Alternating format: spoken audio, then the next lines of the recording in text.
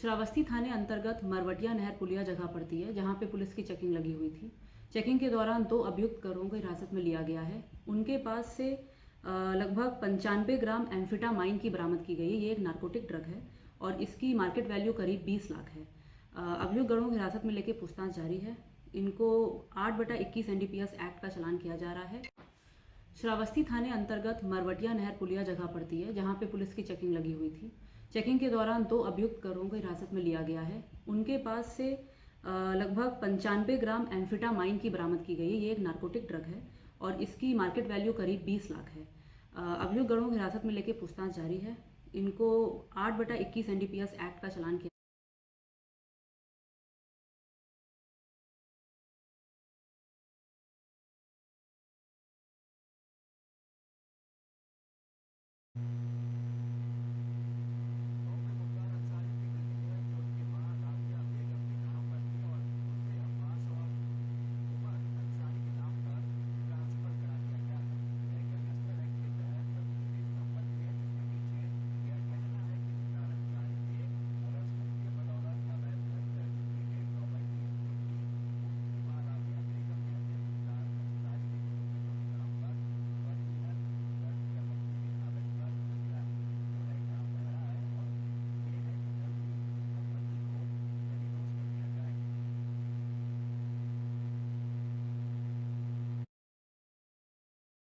देखिए, ये एक 2 मंजिला मकान है जिसमें बेसमेंट भी है। चूंकि ये किसी अन्य की ज़मीन पर मुख्तार अंसारी एवं उनके पुत्र उमर अंसारी, अब्बास अंसारी आदि के द्वारा बिना मानचित्र स्वीकृत कराए अवैधिक निर्माण किया गया था। परिणाम स्वरूप नियत प्राधिकारी द्वारा इस बिल्डिंग को अवैध मानते हुए इसको ध्वस्तीकरण का आदेश पारित किया गया।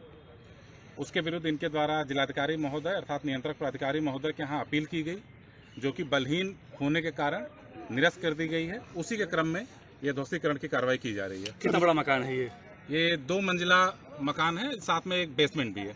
क्या लागत कितनी अनुमानित कीमत होगी? देखिए, अनुमानित कीमत लगभग 80 लाख के आसपास होगी। अभी कितने बुलडोजर आए हैं? कब से कार्रवाई शुरू होगी? बस कार्रवाई शुरू होने जा रही है। 2 JCB यहाँ पर आप देख रहे हैं, पोकलैंड मशीन भी आ रही है और अन्य उपकरण भी आ रहा है। सारी सावधानियों के साथ में ये कार्रवाई शुरू की है। इसके पहले आपके अरेस्ट को हाईकोर्ट में चुनौती दी थी, क्या हुआ था उसमें? देखिए, चूंकि एक्ट के अनुसार इनको सीधे माननीय जिलाधिकारी महोदय के यहाँ ही अपील करनी चाहिए थी।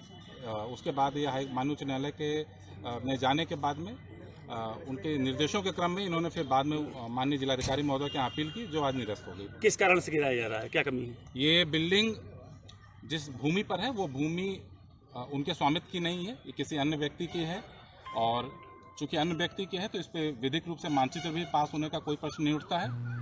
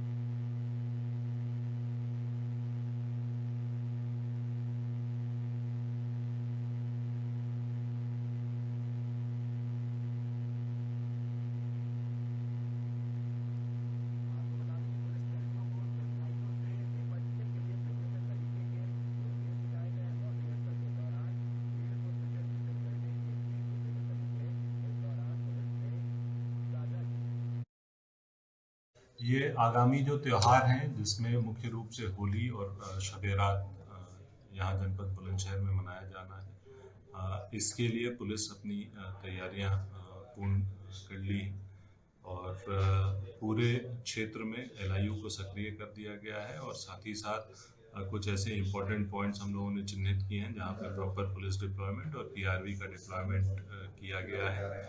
साथ ही साथ पीस कमेटी की बैठक थाने स्तर पे, तहसील स्तर पे और जनपद स्तर पे कराई जा रही है। लोगों से जिम्मेदारी पूर्वक इस त्यौहार को मनाए जाने की अपील की जा रही है। इसी के क्रम में आज पुलिस लाइन में एंटी राइट ड्रिल का अभ्यास करवाया गया, जिसमें सभी राजपत्रित अधिकारी और थाना प्रभारियों ने भी पार्टिसिपेट किया है, जिसमें कि जो विभिन्न दंगा निरोधक उपकरण हैं उनको टेस्ट किया गया और साथ ही साथ जो सेट ड्रिल है, जो हमारा मॉक ड्रिल होता है, उसको करवाया गया, उसका अभ्यास करवाया गया। ये आगा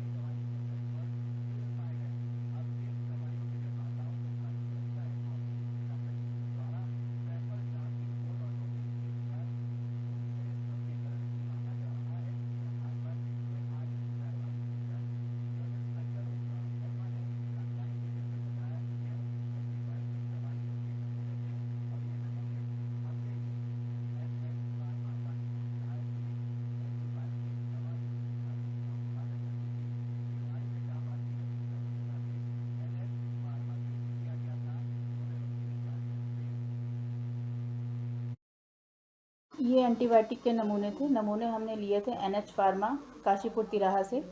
तो जिसमें एक था सिफोडॉक्सिन सस्पेंशन एंटीबायोटिक है।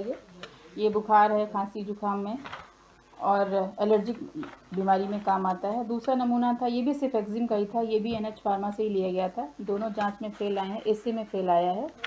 तो इसमें हमने नमूना की जो है निर्माता फर्म को भेजा है और विक्रय फर्म से जो उसके बिल मांगे हैं, तो बिल वहाँ से हमें प्राप्त हो चुके हैं। अब हमने निर्माता फर्म को नमूने का भाग भेजा है। निर्माता फर्म का जवाब प्राप्त होने के बाद जो है आगे की कार्रवाई की जाएगी। मैम, जो फेल सैंपल आए हैं उसमें किस तरीके की मतलब दवाइयों में दिक्कत थी?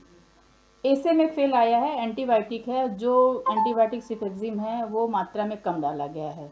जो एज पर IP 90 से 110 के मिलीग्राम की था उसमें यूज़ करना था, तो उसकी परसेंटेज कम आई है। तो अब आगे मतलब क्या? निर्माता फर्म को नोटिस भेजा गया है, नमूने का भाग भेजा गया है। वहाँ से जैसे कि जवाब प्राप्त होता है तो आगे की कार्रवाई की जाएगी।